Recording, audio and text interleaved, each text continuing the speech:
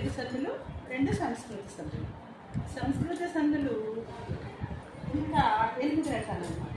సంస్కృత సందులు, తెలుగు సందుల గురించి తెలుసుకోవాలంటే ముందు అసలు సంధి అంటే ఏంటి అనే నిర్వచనం తెలుసుకుందాం. సంధి అంటే ఏంటంటే 2 స్వరాల కలయికను సంధి అంటారు. సంధిలో మొదటి పదాన్ని పూర్వస్వరం అని, రెండో పదాన్ని పరస్వరం అని అంటారన్నమాట. అంటే 2 పదాలు కలిస్తే అది సంధి అవుతుంది. కలిసి కలవడం అంటే ఏంటి, మనం పలకడానికి వీలుగా రావడాన్ని సంధి అంటారనమాట. దానికి సంధి జరిగింది అంటారు. ఉదాహరణకి చూడండి, ముని ప్లస్ ఈశ్వరుడు. మునీశ్వరుడు అనే ఒక పదం ఉందనుకుంటున్నానా, ముని ప్లస్ ఈశ్వరుడు. ఈ ముని అన్నది పూర్వస్వరం అవుతుంది, ఈశ్వరుడు అన్నది పరస్వరం అవుతుంది అనమాట. రెండింటికి మధ్యన సంధి జరిగింది కాబట్టి మునీశ్వరుడు అని అయిందనమాట. అలాగా సంధి అంటే ఈ సంస్కృత సంధులు 8 రకాలు. అందులో మొదటిది సవర్ణ దీర్ఘ సంధి. అంటే సవర్ణ దీర్ఘ సంధి అంటే సవర్ణం, వర్ణం అనే దాంట్లోనే మనకు అర్థం ఉంది. చూడండి, సవర్ణం అంటే ఒకే రకమైన వర్ణం. వర్ణం అంటే ఏంటంటే అక్షరం, ఒకే అక్షరం అనమాట. సవర్ణ దీర్ఘ సంధి చూడండి, ఆ ఈ ఊ అరువులకు సవర్ణమైన అచ్చుల పరమైతే దీర్ఘం ఏకాదేశం అవుతుంది.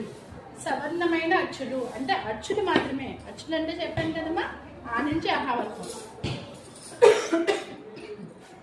ఉదాహరణకి చూడండి, రామ ప్లస్ అనుజుడు, రామానుజుడు.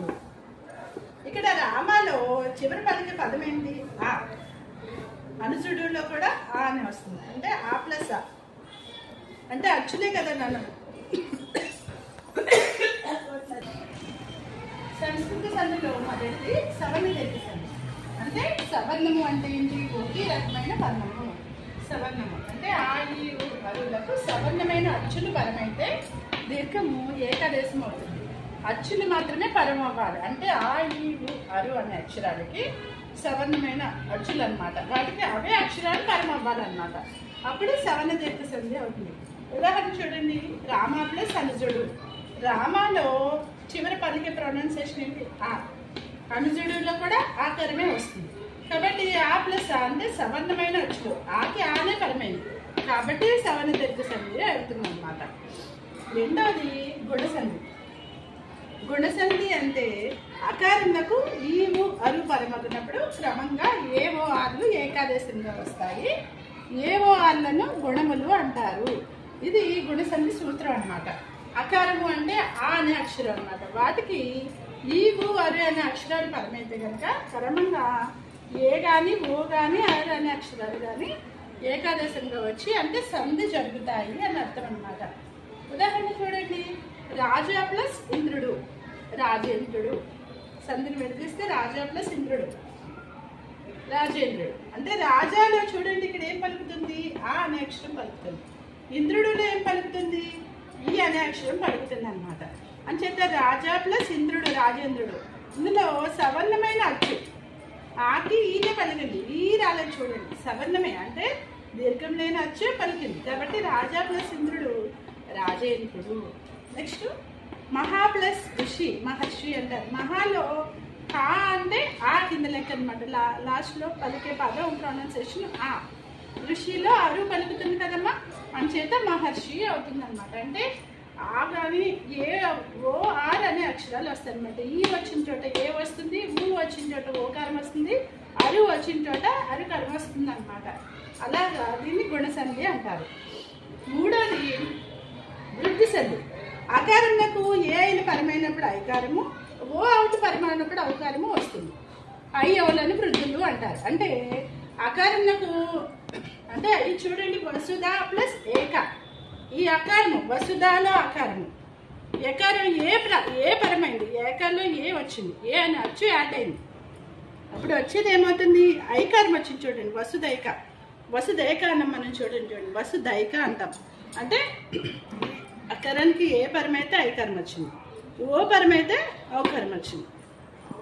నాలుగో సంధి యణాదేశ సంధి.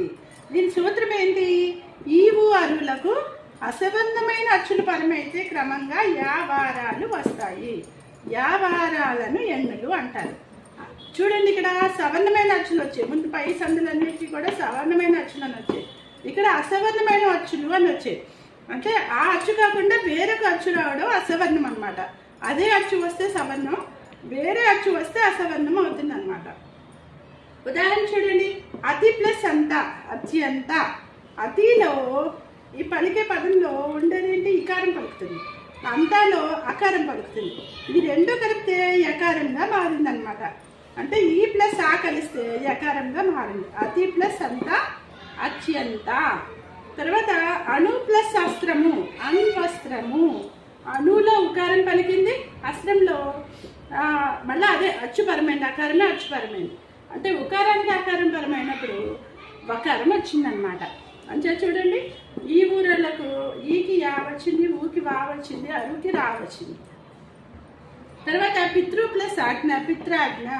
పితృలో అరుకారం పలికింది చూడండి. ఇక్కడ పితృలో మనం చివరి పలికే పదాన్ని తీసుకోవాలి. మనం చివరి పలికే పదం అరుకారం వచ్చింది. తర్వాత ఆజ్ఞలో అకారం వచ్చింది. ఈ రెండు కలిపితే రకారంగా మారిందనమాట. పితృ ప్లస్ ఆజ్ఞ, పిత్రాజ్ఞ. దీన్ని యణాదేశ సంధి అంటారు. అంచేత యావారాలను ఎన్నులు అంటారు. అంటే మీకు పరీక్షలో ఒక ప్రశ్న కూడా ఇస్తారు. గుణములు అంటే ఏ అక్షరాలు? ఏవో 6 గుణములు. వృద్ధులు అంటే ఏ అక్షరాలు? అయ్యవులు వృద్ధులు.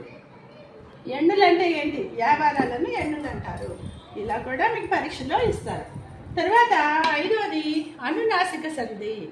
అనునాసికాలు అంటే మీకు చెప్పాను కదా నాన్న, ముక్కుతో పలకబడే పదాలు అని చెప్పాను కదా మనం. అలాగా పరుషాలు అంటే ఏమన్నాను? కచడి దప్పాలు పరుషాలు, గజడి దప్పాలు సరళాలు అంటారు. అంటే ఈ పరుషాలు అయిన అచ్చులు అంటే కా, చాట, తాప అనే హల్లులకు సవర్ణమైన అచ్చులు.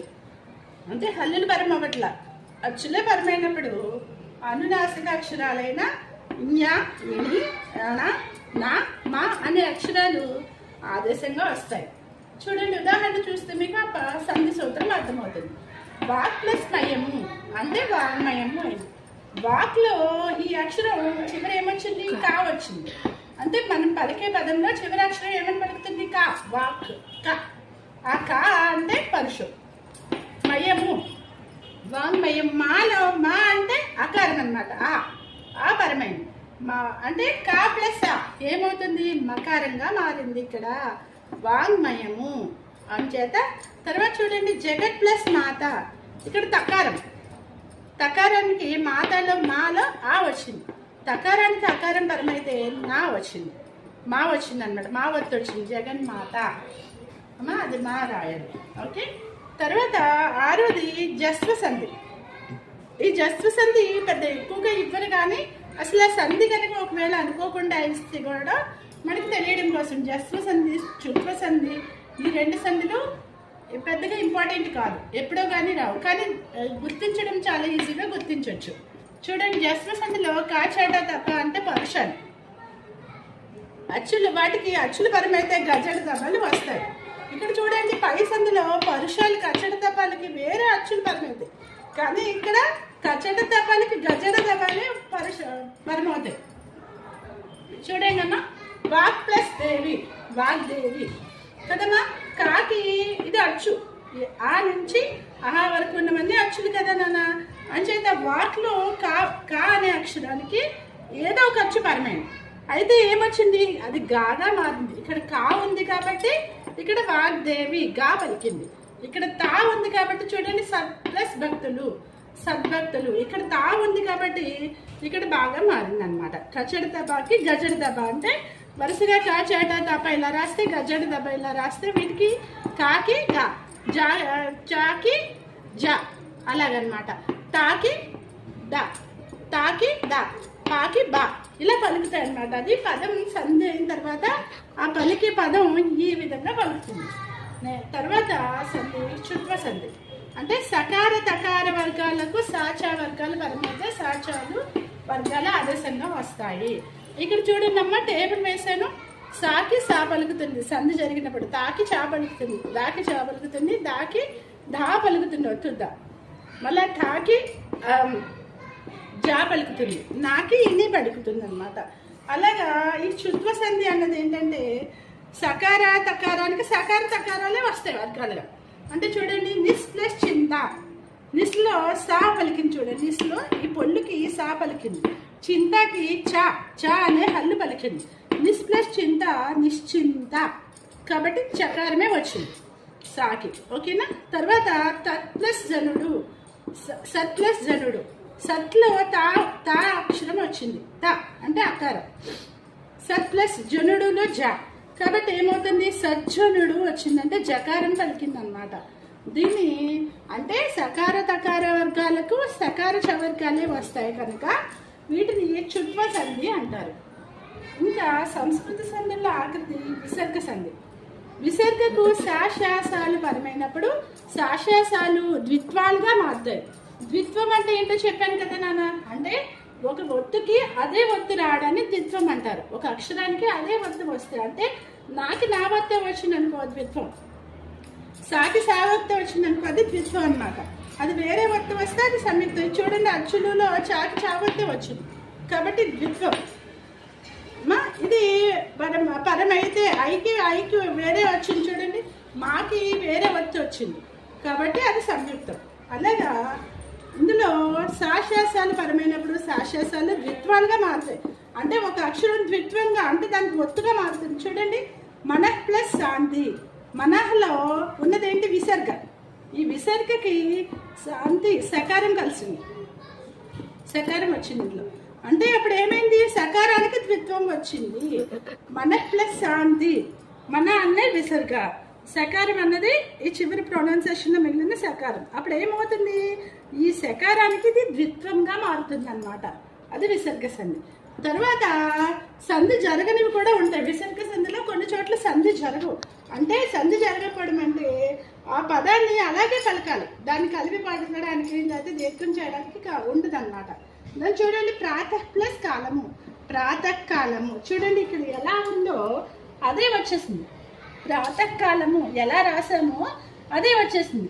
ఇలా ఎలా ఉన్న పదం అలాగే వస్తే దాన్ని సంధి జరగకపోవడం అంటారనమాట.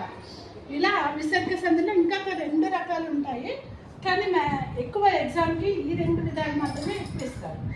ఓకేనమ్మా? ఇవి మనందరికీ ఓవరాల్గా ఉన్న సంస్కృత సంధులు. రేపు తెలుగు సంధులు చెప్పుకున్నాం.